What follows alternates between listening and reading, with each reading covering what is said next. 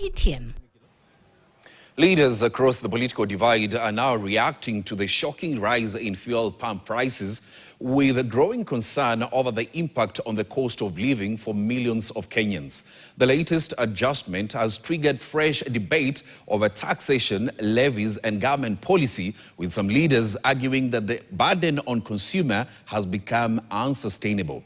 This as Energy CS Opiyo Wandayi continues to explain the fuel hikes in a country he says has sufficient stock.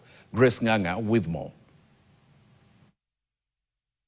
Energy CS Opiyo Wandayi's statement justifying fuel price hike, faulting global shocks, has been criticized by some leaders who argue the government has other measures that can be used to ensure fuel prices remain stable. Kenyans have realized there is something peculiarly incompetent about this government.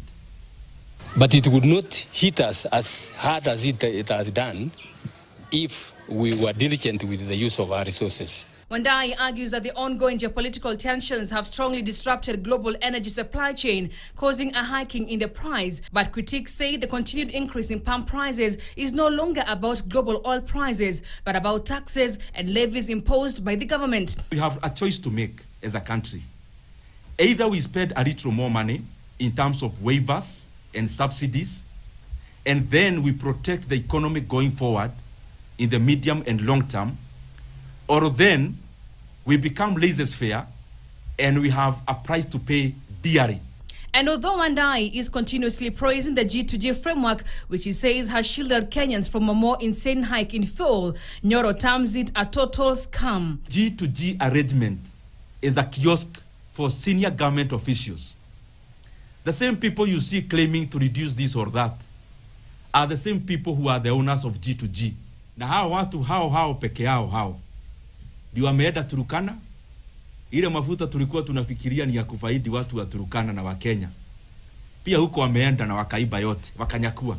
Kenyans cannot accommodate global supply shocks and also accommodate your greed at the same time. This as the rising cost of fuel piles pressure on President William Ruto's administration as anger mounts among Kenyans struggling with the high cost of living. Leaders are now demanding immediate action, wanting the government to lower fuel prices before frustrated Kenyans force the issue through mass protests. Must reduce fuel prices. It is a matter of when. So don't buy time, my friends. Act to the point where you can act before Kenyans push you to act and you'll be in a corner. Hawa watu wa serikali saa ingine wanakausha kichwa, lakini unakausia nani kichwa? Wakenya wagani unakausia kichwa sasa? The legislators are accusing the government of playing politics with fuel prices, arguing that the current pricing structure is hurting businesses, transport and millions of households already struggling to survive. Kiharu legislator Ndere Nyoro is now proposing several measures he says would immediately lower fuel prices. Among them, the removal of the current 8% VAT category and either made zero rated or VAT exempt, especially in the medium term. Bainisha wabunge pale bunge wa support hizi amendments, kwa sababu Wakenya wanaelewa bunge sasa ni mtu mmoja anapiga simu maneno inafanyika. So huyo mtu mmoja anampea nafasi, pigia watu yako simu huko bunge, they must support these amendments and you are not begging.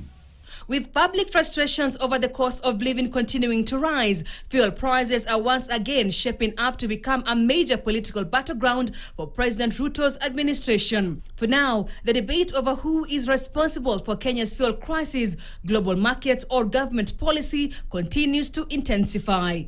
Grace Nganga, KTN. Energy and Petroleum Cabinet Secretary Opiyo Wandayi and Treasury CS